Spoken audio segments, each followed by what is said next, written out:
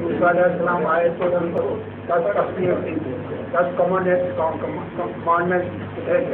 اس کے بعد حضرت عیسیٰ علیہ السلام آئے تو انہوں نے سرمن آن دا ماؤنٹ بتایا جو پہلے سے کچھ صحیح تھا۔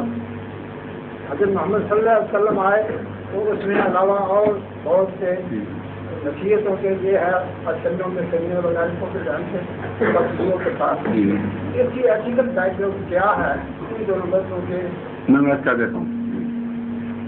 یہ بھی سوال ایک جواب دینا ہے۔ میں اب میرا خیال ہے یہی دو رہنے دیں اب سوال، ایک آپ کا اور ایک ان کا۔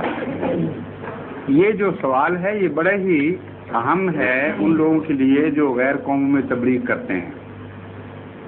ایک تبلیغ کا طریق یہ ہے کہ دوسرے کے مذہب پر اس طرح حملہ کیا جائے کہ ہمارا دین کامل ہے اور تمہارا ناکامل اور نقائص والا، اس لیے تم اس دین کو چھوڑو اور ادھر آ جاؤ۔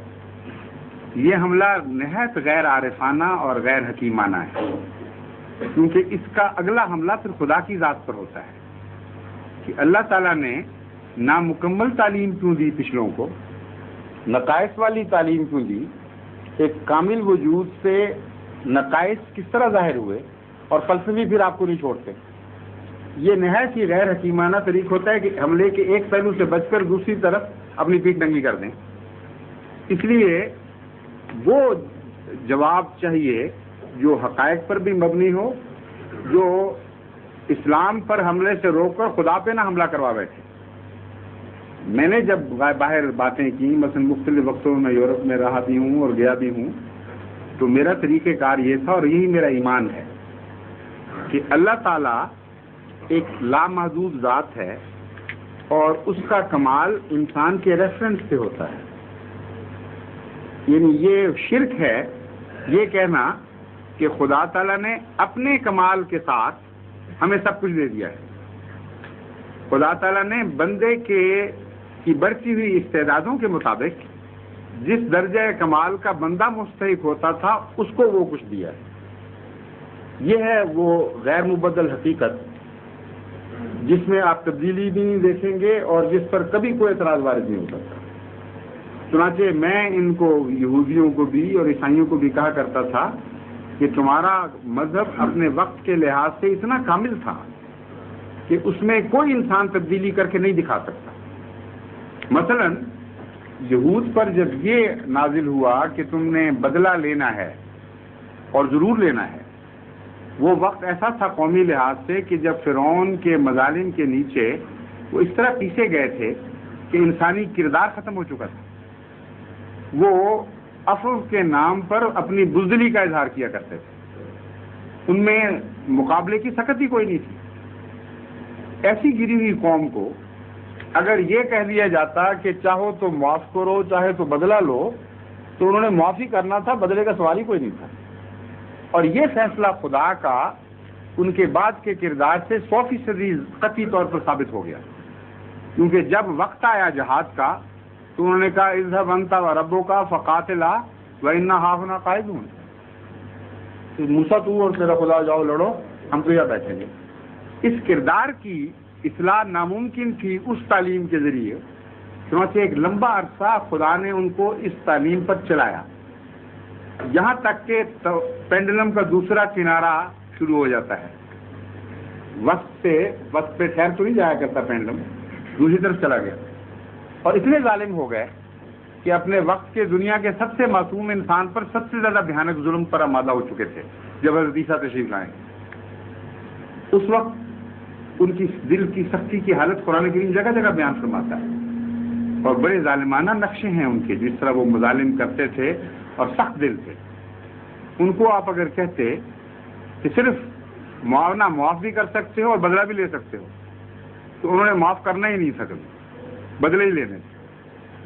اس کانٹیکسٹ میں، اس ہسٹوریکل جنکچر پر صرف وہی تعلیم کامل کہلا سکتی ہے جو انسانی فطرت کو مد نظر رکھتے ہوئے اس کی اصلاح کے لیے مناسب فیصلہ دے، اور وہ فیصلہ وقتی ہو، ہمیشہ کے لیے نہ ہو۔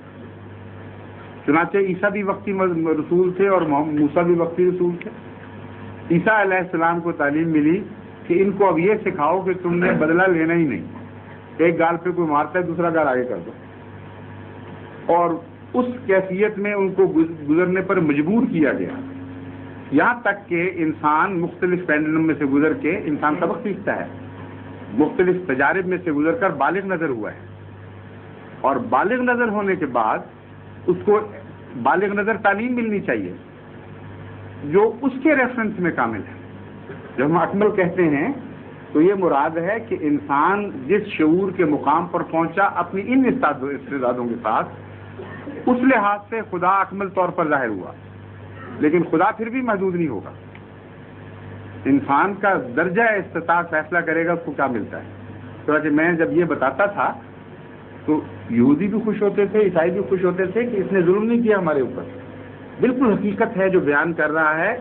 اور اگر آپ یہ ظاہر کریں کہ آپ ظالم ہیں شروع میں ہی، تو آپ کی بات کون سنے گا؟ پھر اگلا قدم سننے کے لیے وہ تیار ہو جاتے ہیں، یعنی حضور صلی اللہ علیہ وسلم بہت دیکھنے کے لیے آمادہ ہو چکے ہوتے ہیں۔ ان کو میں کہتا تھا اب میں قرآن کی تعلیم بتاتا ہوں۔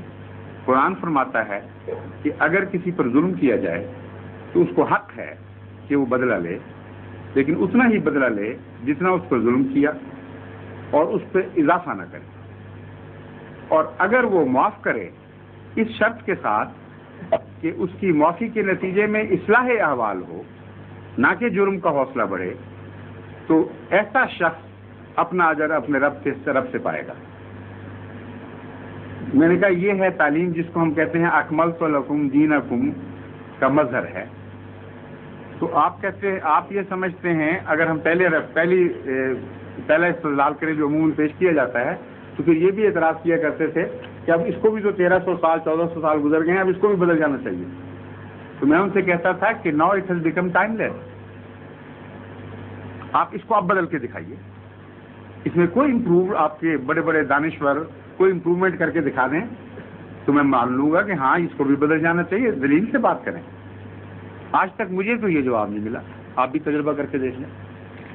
تو اکمال دین کا یہ مطلب ہے کہ تعلیم ایسی کامل کر دی گئی کہ اس کے نتیجے میں انسان کے بدلتے ہوئے حالات اس پر ہاتھ ہی نہیں ڈال سکتے۔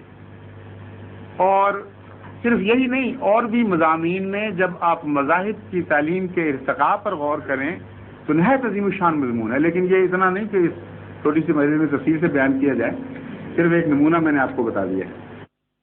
ظہور مہدی آخر زمان